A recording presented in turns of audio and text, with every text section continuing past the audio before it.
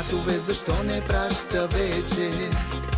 Онзи ден открадна нейна китка, все по-трудно тя заспива вечер. Сплита и разплита своите плитки. Сватове, защо не праща вече? На хорото гледа я през рамо, погледът му бяга надалече, сякаш нещо между тях застана.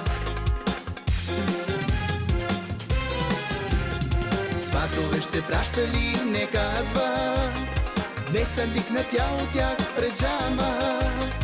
Китката й вехне